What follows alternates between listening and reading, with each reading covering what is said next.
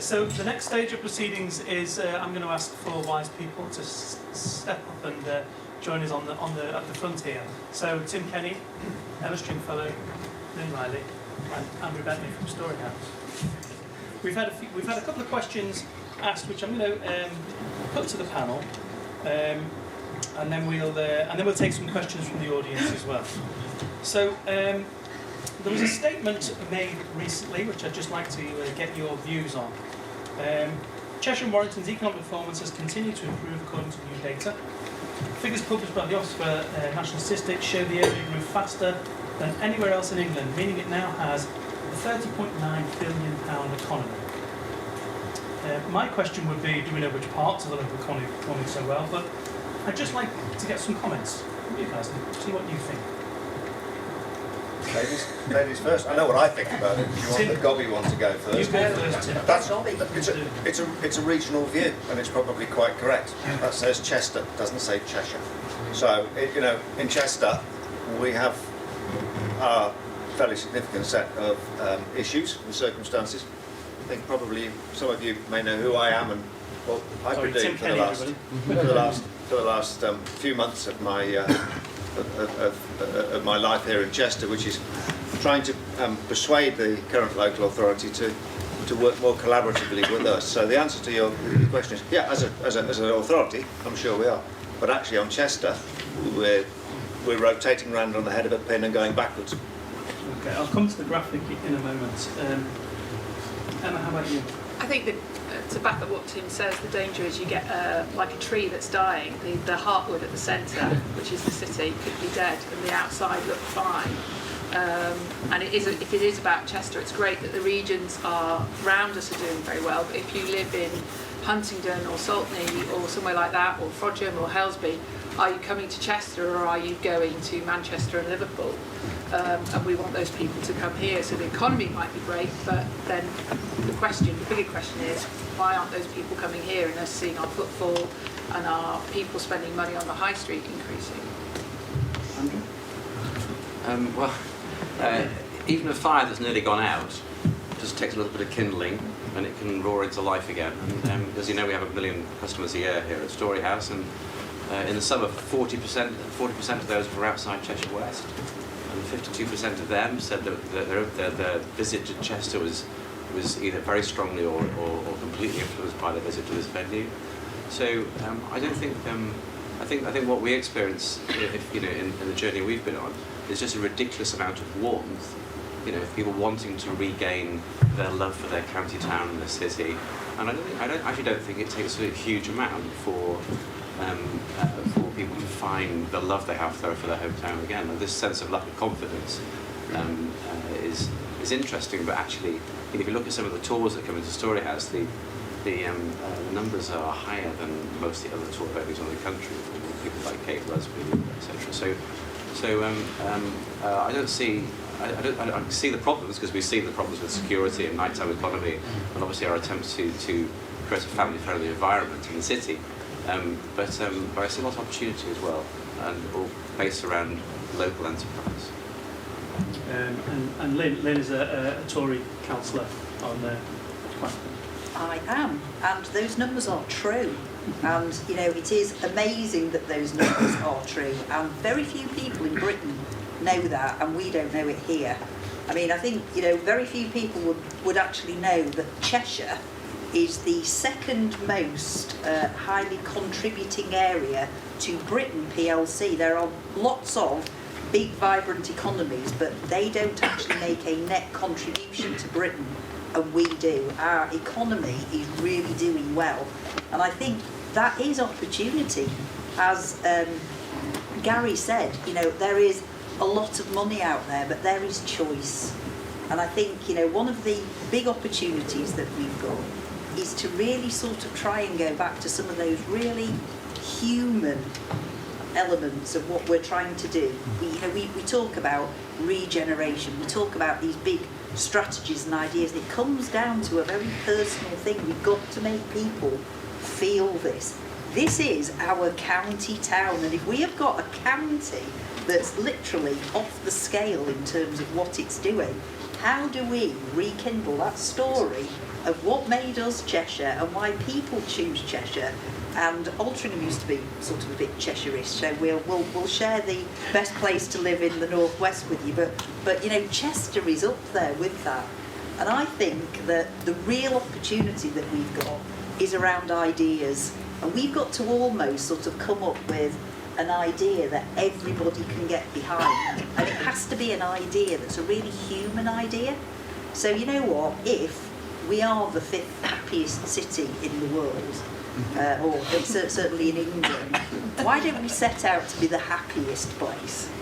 You know, because that will have different meanings for all sorts of different people, and it's about trying to find this eclectic mix of people where we can all rally around one idea, but we make that idea our own in the context of what we're doing. So we've got great ingredients in our Ready Steady cookbook. You know, so you know, what is it that we're going to cook up together? Tim, do you have a view on that at all? I won't be the only one that's sat in more of these meetings than we can possibly remember. I will not be the only person that's sat in this thinking, please, let's not do this again. If I've learned anything from stepping out of the shadows last year and frankly going up against the council leadership, is that there is a massive amount of support for change in the city. And 2 words came out of that process, and it's very relevant. It's very relevant to the graphic behind me. One of which is opportunity. We all sense opportunity, and there's an opportunity. All our speakers have touched on opportunity in some ways. We've got opportunity to increase the customer visits to Chester. We've got an opportunity to make those customers to stay longer. We do that by making this a more vibrant place to come to. We work on our housing stock. We engage with the university. There's one thing here I absolutely don't understand at all. Tony, you said working in collaboration with the local authority. Humorous though that comment is, okay, it's, you know, we do not have that, and I'm very well aware that Lynn is sat at the end here. This is not about the lack of engagement from the councillors. It's just that in Chester, the officers that are delivering, or arguably not delivering change, fundamentally don't understand how to engage with us. This graphic here, this came out of a scribble of a meeting. Mike, where are you? You were in a, thank you very much. 2 mics. And both of these guys were in a meeting in my office, and they saw basically this graphic develop, and it came from just a sense of everyone in this room fits into one of these categories probably, and if you don't, I apologise. We'll just move it over a bit. And when I lit a candle, what was very obvious is that there's this massive sense of frustration. Well, you know, we could be something if we did this, and the blockage every time is our good friends at the local authority. I put Chester Yes in the middle of this because I believe that with the skill set and knowledge and enthusiasm in the room, and including the people that were in the first half, and lots of other people, we can make this happen. My problem is, and it's a shared vision and a thought for you, is how? How do we make Chester Yes? It's not about do we do this, do we do that, the minutiae. Where's the vision? Where is the, as Lynn said, you know, we've lost our mojo. Where's the quality edge to the city? I don't think we have lost. No, I would say I think there is a lot happening that happens in Chester that people come together to make happen, and we need to do that more. I mean, I think the strapline for this was making Chester a place where people want to live. Yeah. Where more people want to live, because a lot of people do choose to live here. In the 20 years I've lived here, I've never lived outside CH1 because I think Chester's an amazing place to live. But I think it goes back to, I was so glad that Andy stood up after the Chief Executive of the Council, because his focus on infrastructure worried me, that it is about the people and the community who live here that will make the difference. I think the council has a very difficult job because they have near on no money to do anything, and they're very risk adverse. My advice to them would be, if you could just get out of our way occasionally, we'll make things happen. Absolutely. But that's not to say that they don't have a role. I think they do, and they have a role to facilitate things happening rather than necessarily to lead things. And that may be a change from the way councils were in the past, but that's where we are. Andrew, do you have a... Yeah, I don't want to pretend that's an easy process, you know, but I've been working on this project as a collaboration with local authorities since 2006, and this is the result of it. And so it's clearly not impossible to have a brilliant relationship and a partnership between our organisation, which is an independent charity, and our local authority. And I think however, I think what it really is, I think the point I really like to make about why that's important is because every time I know that it's important. Every time I see the name of a new high street name coming into the city or being signed up, a little bit of me rejoices, a little bit of something inside me dies as well at the same time. Because Storyhouse as an organisation is not a building or it's a brilliant investment. It's a facility. It's we have hundreds of staff and thousands of people making work here. But fundamentally, most of the work that happens at Storyhouse is made by local communities. The organisation is run by people from Chester, and we're a very big theatre producer, but actually everything we do is made in Chester. And I think the reason this is a success is because it isn't a high street name, and it is built in the zeitgeist, if you like, of how Chester would like it to be built, and we run it in the way that our community would like us to run it. And I think that.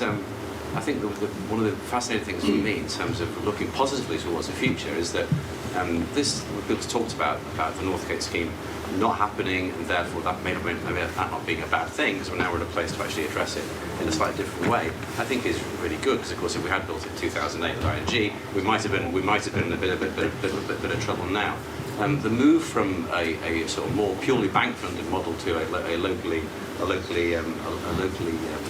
underwritten model gives us an opportunity to forget about some of these issues to do with covenants and high street names and start thinking about local invention and ability that we have in the city, because what we have here is brilliant, because if it wasn't brilliant then we wouldn't be a success, would we? So I think I can see the problems, and I can see the security issues and the issues and night, etc., but actually we're, I think, in quite a good place. And collaboration is really difficult, and partnership is really hard, and it takes 12 years to make it work, but we have to get it and make it work. With respect, it's taken longer than 12 years to get Storyhouse. We were talking about a new theatre in the 1980s. If there's people in this room who remember Chester in concert, I should imagine. Yeah. Why does it take so long to get anything off the ground in Chester? How long have we been talking about the redevelopment of Chester city centre? It must be, 13, 14 years now. And we're no further forward now than we were then. We can't wait another 15 years. I mean, from my perception, having lived here 20 years, nothing seemed to happen, and now things seem to have started happening. Now, it may have taken 30 years to get to that point, but what I'm interested in now is taking that impetus of things like Storyhouse, the opportunity to do something with the market and accelerating the, if we're going to have S-Bends or whatever, accelerating that growth. But my personal and very, very strong belief is it is not going to happen by just building it and saying, ta-da, here's something wonderful. It only happens when the community embraces it. Storyhouse is a fantastic building, but the community have embraced it. The market is growing because the community has embraced it. And then people come here, visitors come here, and they feel that. They feel like we want to be here, and then they want to be here.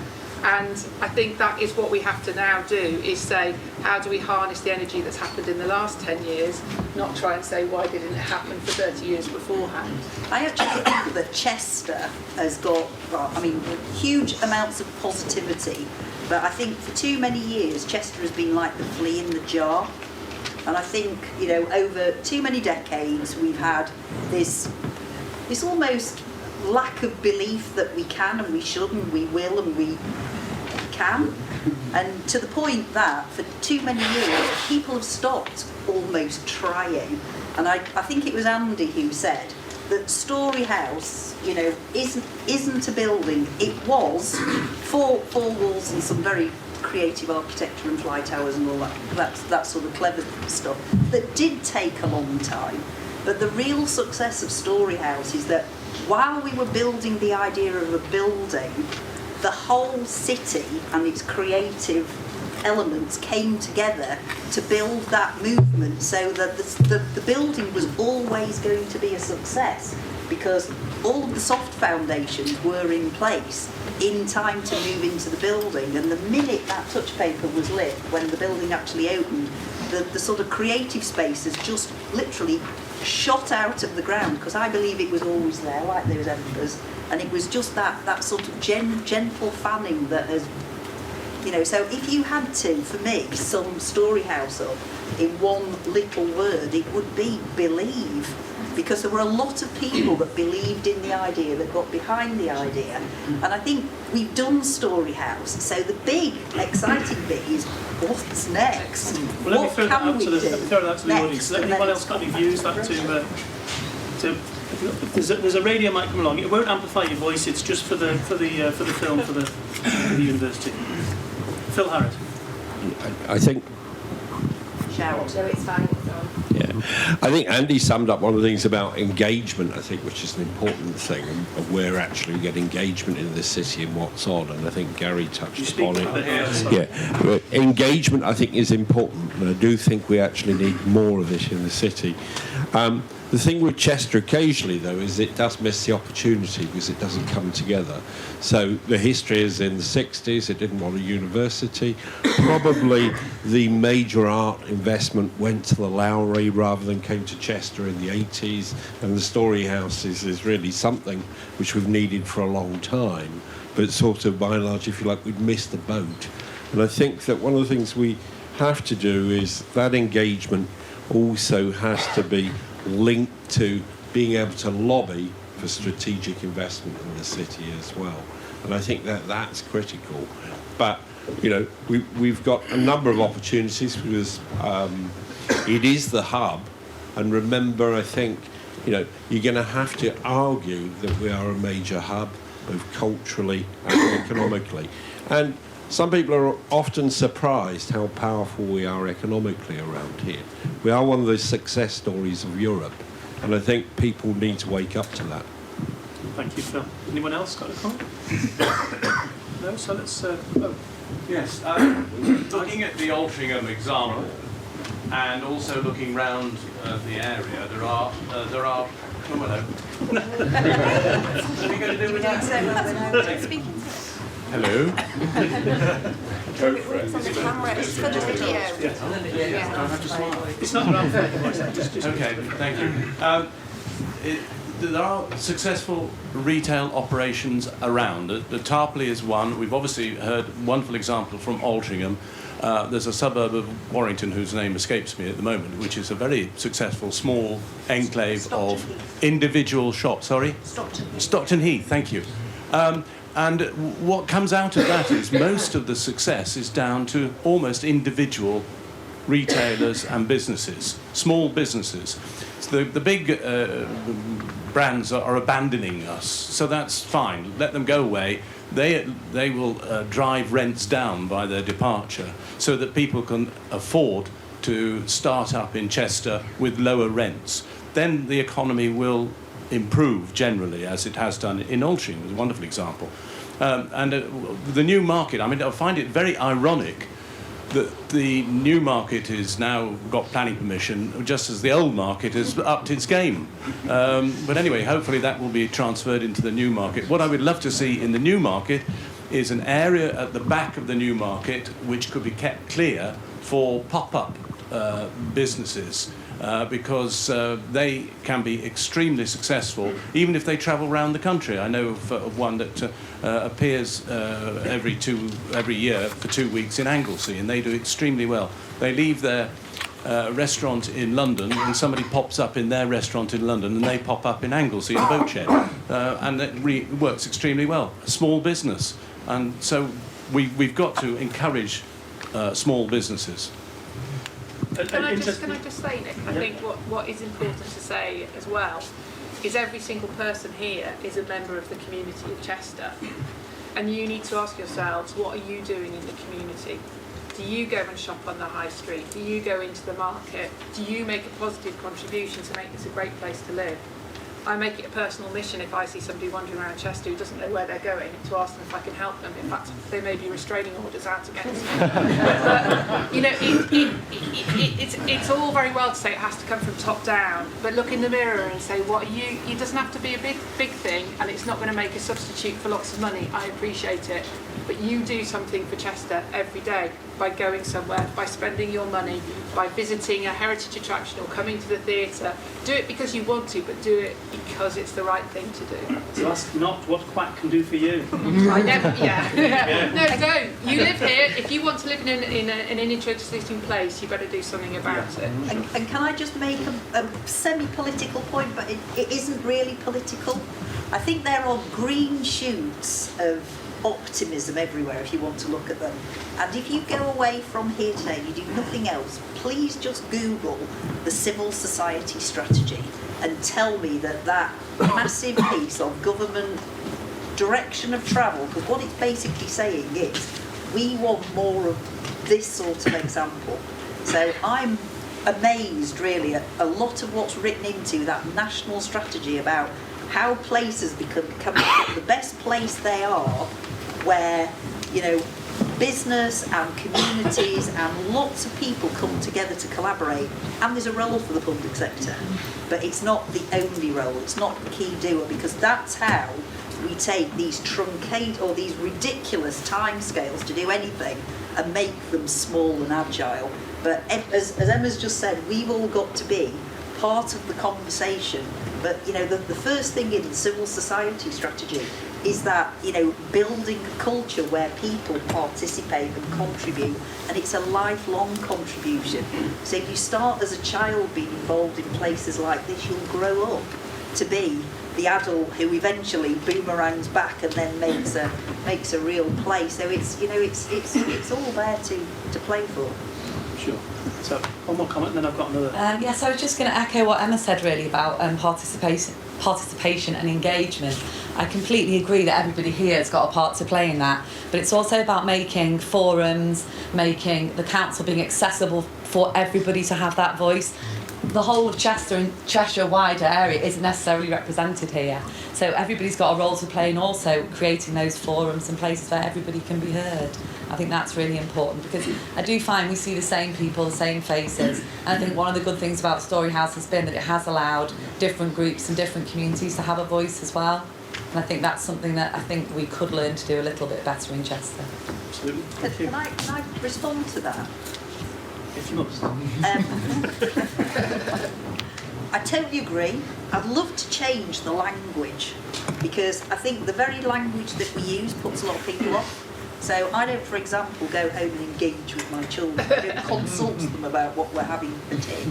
You know, we just, you know, but it's about changing the language so that the language almost opens it up so people can just wander in, dip out. And I think, you know, I've said this to sort of many people, I've said it to Tim, you know, the power is with everybody else. The power isn't really with the council. So if you want to set up, you know, an opportunity to bring people together to talk about anything, just invite your local councillor. I can guarantee that, you know, it'd be lovely for people to phone us up and say, do you fancy coming along to have a chat? My local council is very well, so what Rich has done with the Hunger Games is just an example of what you can do. And I think, you know, the great thing about, you know, the civil society strategy, it's all about, you know, where the council can get out of the way and we drop that all-important T, so that come and tell the council, you know, a solution about what they can do to help. Because if the question is not placed that way, you know, all you're going to hear is, oh, you can't do that because of, you know, planning or archaeology. We've got to find ways to deliver, you know, what it is that we actually want to get done, and do it in shorter timescales. I'd like to respond to that, because I find that incredibly challenging. We can repeatedly use the term about finding ways for people to come and speak, but unless you feel as a member of the Chester community that your voice is wanted, then you feel like you're excluded from those conversations. If I was a person from an underrepresented, you know, member of the community, I would feel very intimidated coming into a room today, and I'm going to raise the point. This is the first time we've heard 2 females speak.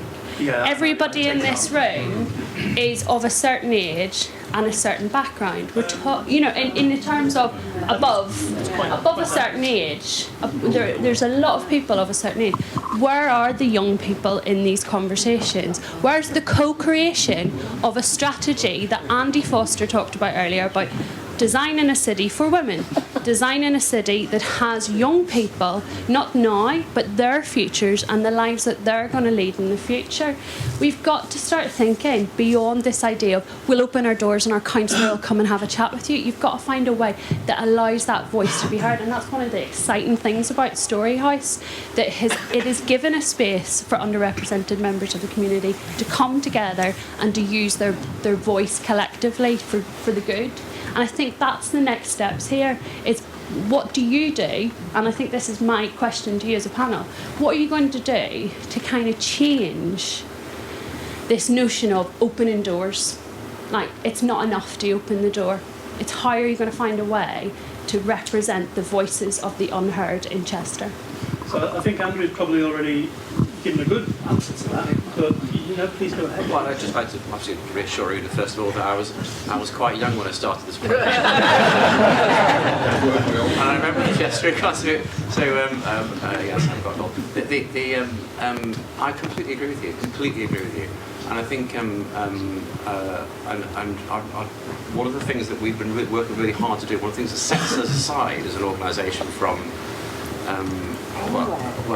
I was going to mention something, that's probably rude. So, is that actually an awful lot of the stuff that happens here is actually not just delivered by the community, but actually thought of by the community, and from inception to delivery. I think, and we try to have this house is your house tagline, which is a challenge to our friends and our fellow members of the community to say, well, I'd like to do this, and just get out of my way, just get out of my way. And we heard people saying, get out of my way. And of course, in many ways, if you put us in I don't want to be in a sort of pseudo position of being a little local authority in the Storyhouse, but our job is actually quite often to get out of the way and to let local and let voices be heard.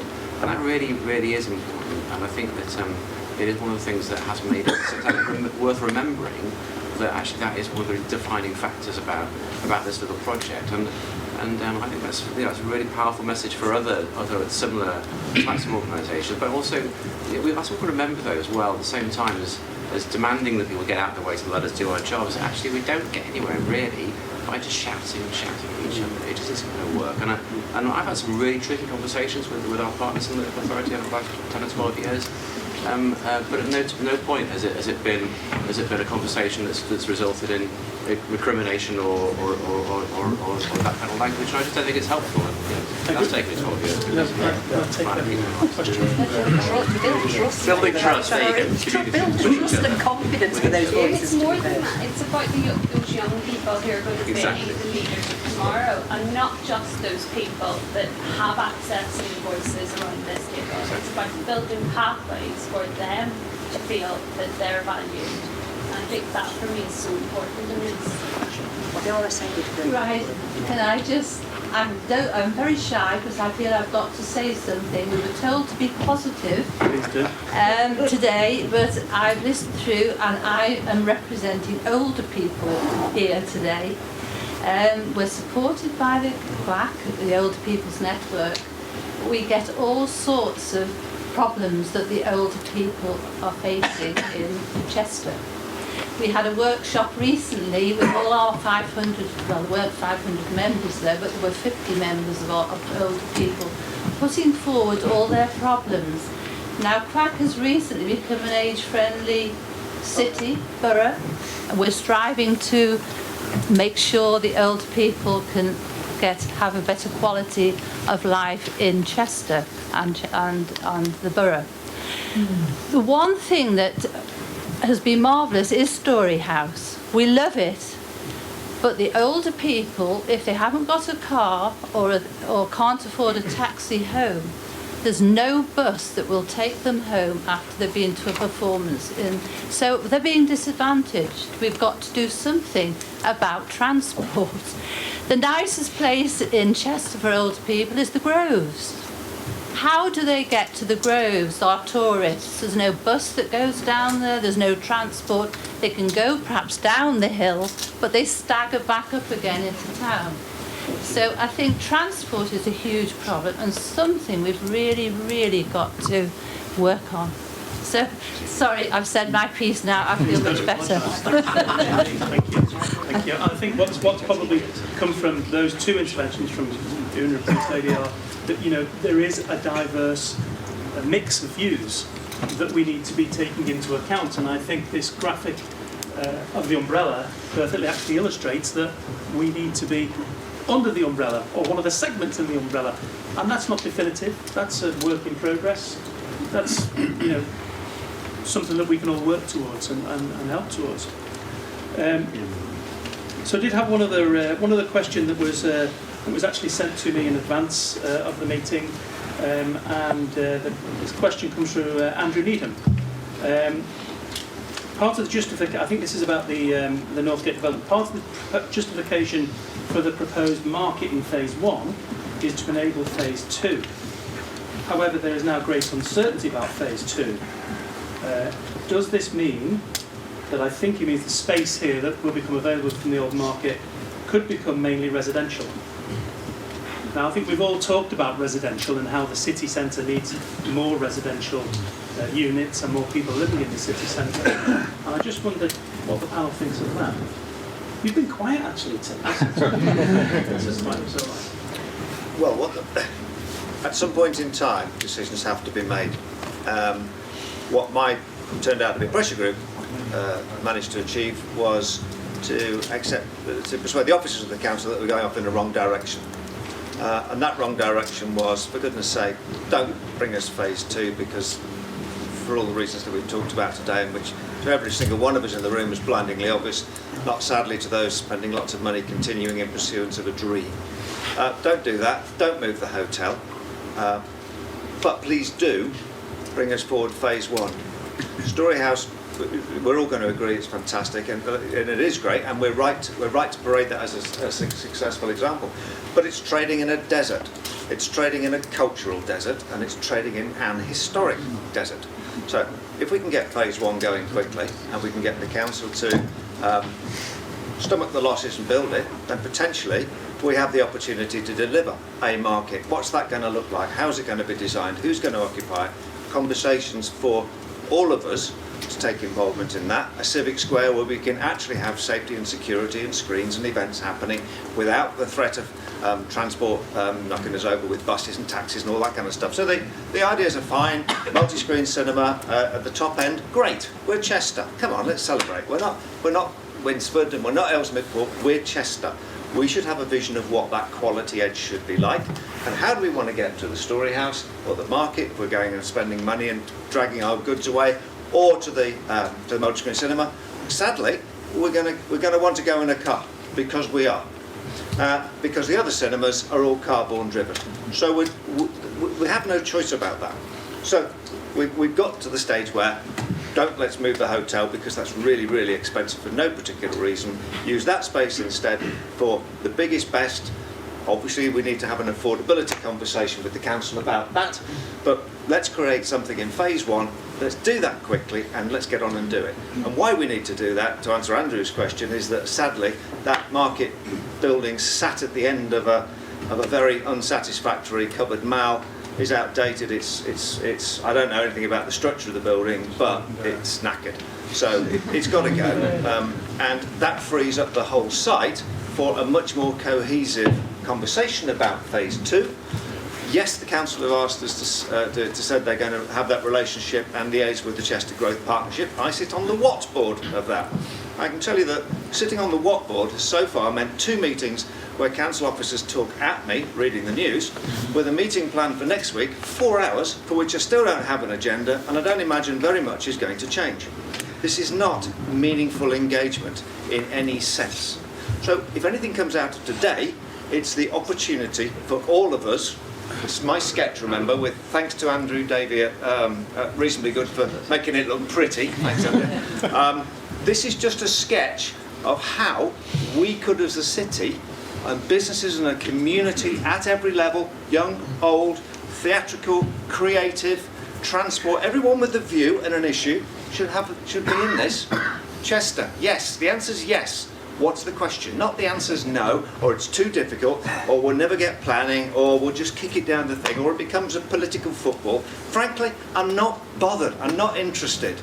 There are so many people here that give a hoot, nearly said a rude word then, give a hoot about the city, that actually if we all hold hands and try and contact the living, we could actually make something happen. But it needs a sea change. And sarcasm aside, I've shown that actually if you create a critical mass of people and you go to the council, okay, that was in a confrontational manner. We had no choice. We weren't going to get listened to otherwise. But we have proved that if you have some persistence to you, you can get things to change. Now, it shouldn't be like that. We have a new chief executive, and hopefully, Andrew, I think he's had to leave early, which is a great shame, because I think he would have benefited from this debate, and hopefully he'll watch the video later. Hello, Andrew. We should be able to work more collaboratively. Imagine that. Bringing up one of the senior officers. That's a really cool idea. Imagine that you could actually work out who the senior officer was, because the structure's completely opaque. They're not there to be analysed at all or criticised or engaged with. But again, sarcasm aside, let's turn that coin over. The answer's yes. What's the question? What should phase 2, go back to Andrew Needham's thing, what should phase 2 look like? I don't know. It's got to be about the community. It absolutely has to be not about me. I'm all right, thanks very much. But it's got to be about you, and it's about creative industry. We have enormous creative industry. I was listening to the Brady on the way home last night. The creative industry in this country is apparently the biggest sector. The biggest sector. What are we doing about it in Chester? How are we harvesting? Quite a lot, actually. All of Never mind phase 2, what about cracking on with phase 1? It isn't a cultural desert.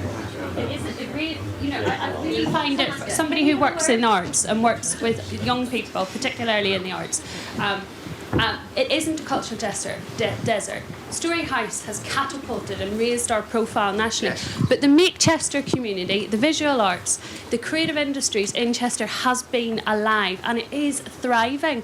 It may not be to everybody's tastes, it may be something on the fringe, but it isn't a cultural desert, and we are diminishing the dedication and the work of the freelancers and the people who are driving that by using that language. So can I ask, it's not a cultural desert? I apologise for my inappropriate use of language. What I was trying to get across, the point is, it's that engagement and taking all this good stuff that's happening and actually giving it a platform and a future and a vision and engagement where we can all get on and, do something with all the hard work. This is the result of my hard work. So this is the result of me giving a hoot and putting many hundreds of hours of my life into the last year. If I can do this, we can all do this. Can I answer the question? I know a number of us are getting twitchy about wanting to finish. So Okay. Sort of. Make up the last one and then we'll have some. Because a lot of people seem to be coming in twice. Okay. Well, my name's Ian Short. I'm chairman of Chester Visual Arts. Talking about putting time in over a period of time. Talking about putting time in, which Tim has been saying, and he's done a lot of voluntary action on this. We've been at it for 8 years, putting together Chester Visual Arts, which is now an established charity. It is now an established charity, and we have put 2 major V&A exhibitions into the city. We put another major exhibition into the cathedral. We have the university, we have Grosvenor, we work with the council, we have the cathedral on board, and we are thinking about our next plans for the city and our ultimate objective being a permanent gallery, contemporary art gallery for the city. Everybody talks about this and nobody does anything about it. We're having serious problems moving it on to the next stage of our development. But we're doing it, and we want a dialogue, which we've got. We have a memorandum of understanding from the council, but like Tim, we find it very hard to engage and to get the council to move forward with us on what I remember Andy saying we need a landmark next project for the city or something to grasp. We've heard a lot about community today. There are different ways of tackling community. We are trying to bring excellence, national and international stuff into Chester, which we've achieved. And behind that, you can bring up all sorts of wonderful things, whether it be education or outreach. And we are already putting together an educational and outreach plan for the current exhibition, which, if you'd like to go and see it, has been running since mid-December and goes on to mid-March, which is bringing together the BBC Women's Hour, the V&A, Crafts Council, all huge names nationally. We hope to bring another major national exhibition into the old library in May, which will be to do with computers and more educational side, and it will be the first time that exhibition comes outside London. It has only appeared, and it goes on to Edinburgh after us. Now, we need support, not least financial support, but we need the willpower as well to drive it with us. We need the council to take much more interest. I think when we had the pop art exhibition, I don't think more than one councillor came to see it, and it was open for 3 months. Everyone was avoiding it, we thought, because Northgate was such an issue and nobody wanted to be associated with it. Lots of moaning about that. But the fact is, we have a major and very successful project going here, which will ultimately end up with a wonderful exhibition centre for the city. And we just want to be able to engage with everybody on that, but there are time frames on how we can do that.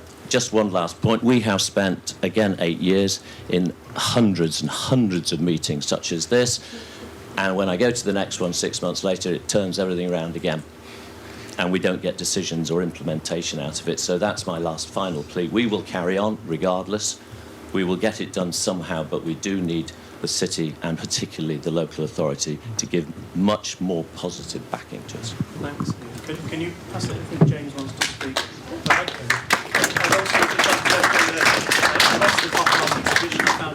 I went to the pop art exhibition, found it absolutely wonderful, and I really, really congratulate you on what we had 15,000 people around that from a standing start, not knowing what on earth to expect. And the majority of those were not tourists, actually. They were local people who were saying, get this gallery built. We have 1,000 names in our visitors books, many of which say that. By the way, they'd all love it in the old library. Yeah. James. Hi, James Roberts, designer, Spaces and Things, that's me, based in Chester. I think it's very interesting that the morning we've heard speakers talk about, or look externally for answers, and yet at this part of the talk, we're looking very much internally. And I'm a big believer, I think, that the answers are inside. The Me Too, looking out there, isn't, for me, the greatest place to go looking. You mentioned, I think community is at the centre of this. I think the reference to Heartwood is fantastic, because I wonder whether, and support a more residential based proposition for Northgate, in that I think it adds more community, and I think you can't engineer too much the future of the city. I think if you plant the seeds, put the people in place, then it happens organically. Build it and they will come, and it becomes the envy of place to live. You look at cities around the world that are successful. I mean, you can take Barcelona in Japan. I know it's a warmer city, but in Japan in January, it's quite cool. But there are people sitting out in spaces you don't see, sadly, in Chester, because I think of numbers. I think if we had more numbers, people living in the city centre, it would be amazing. It'll just grow. I agree. I think lunch is about to be served. So one last question from Roger at the back. I share Kenny's frustration. I spent 4 years on Chester Renaissance Board. Every idea I put forward to the council, we can't do that. It means work. Who's going to do it? That's very frustrating. Let's explore ideas. If they don't work, drop them, but let's give them a try. I talk to people in the railway station. A lot of tourists come to Chester thinking they've got out in the wrong railway station.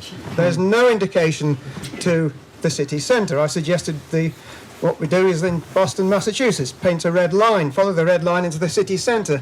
Oh, who's going to do that? That was the response. Let's get positive and do things like that. I think since we've gone through a unitary council with Quack, we no longer have Chester City Council. Chester City Council gave focus on the city. I think we've lost focus, we've lost vision. We also had the ULIs I referred to come before. Let's get them back again. We had the One City Plan. Where's that disappeared to? Looking at Altrincham, the plan they had there, they followed through. I fear that the One City Plan is disappearing into the sunset. It was a very good plan, timelined, and where's it going? Also, we've got the business improvement districts in Chester. Is anybody here from BID today? And my final point is, where do we go from here? We're not communicating with each other enough. I would like to see a 6 monthly meeting with the council, with business people, with Storyhouse. We've done this, we've achieved this, this is where we're going, and let's get positive about our city. Thank you all very much indeed for coming today. The debate will continue on Twitter, on our website. Please do get in touch. You've got a card. We'd love to hear, and we really need next steps. This can't be the end. This has to be the start. Thank you all very much indeed.